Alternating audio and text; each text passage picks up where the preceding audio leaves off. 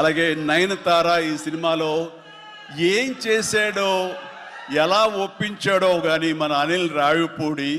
అంతకుముందు 2 సినిమాలు చేశాను, తెలుగు గాడ్ ఫాదర్ కానివ్వండి, లేకపోతే సైరా కానివ్వండి.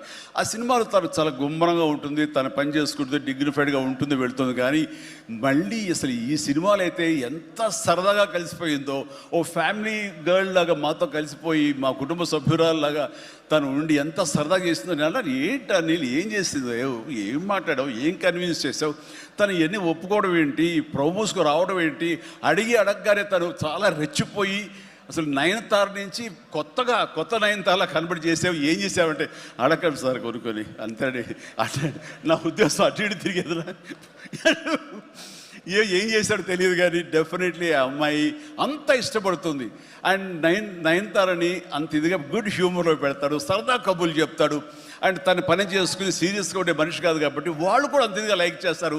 కాబట్టి తను ఏది అడిగినా వెంటనే ఎలాంటి ఇన్హిబిషన్ లేకుండా వాళ్ళు ఒప్పుకుంటారు.